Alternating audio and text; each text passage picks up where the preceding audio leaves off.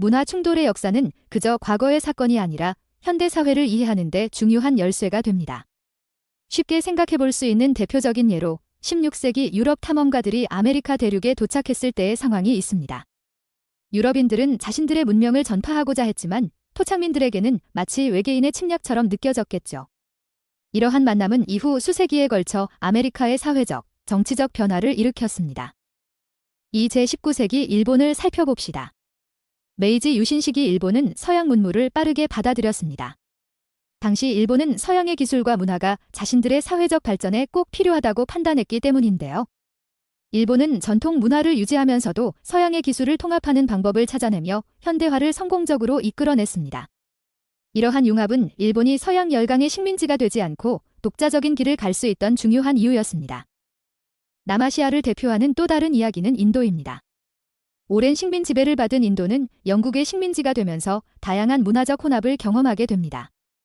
영어 교육과 서양식 제도의 도입은 인도 사회를 근본적으로 변화시켰습니다.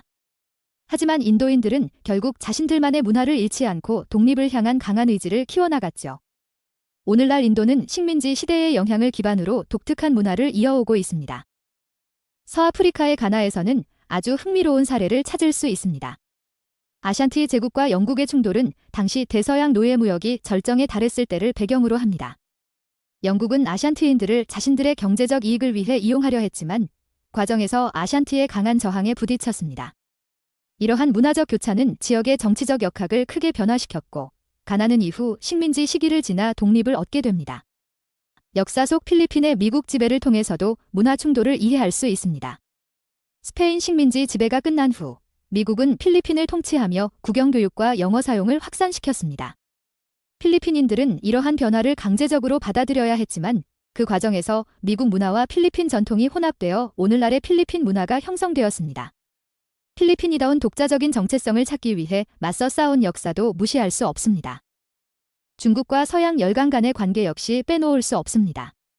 아편 전쟁을 통해 서구 열강은 중국의 자신의 문화를 강탈하려 했고 중국은 이에 대한 깊은 배신감을 느꼈습니다. 이러한 충돌은 근대 중국의 역사를 형성하는 주요 사건 중 하나로서 청나라 몰락과 새로운 중화민족주의의 토대를 마련했습니다. 이로 인해 중국은 자신의 문화와 주권을 지키기 위한 길을 찾기 시작했습니다. 오스만 제국과 유럽 간의 끊임없는 싸움 역시 흥미로운 사례입니다. 두 문명은 수세기 동안 전쟁과 교류를 통해 서로 영향을 주었습니다.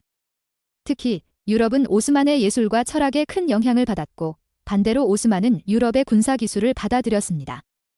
이를 통해 두 문화는 서로의 단점을 보완하며 발전할 수 있었고 오스만 제국은 유럽과의 관계를 통해 역사적 중요성을 계속 유지해 나갔습니다.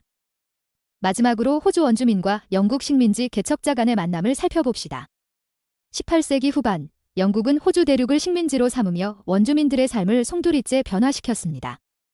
식민지 정책은 원주민의 전통과 문화에 큰 피해를 주었지만 동시에 이들의 문화는 살아남아 현대 호주 사회에 큰 영향을 미치고 있습니다.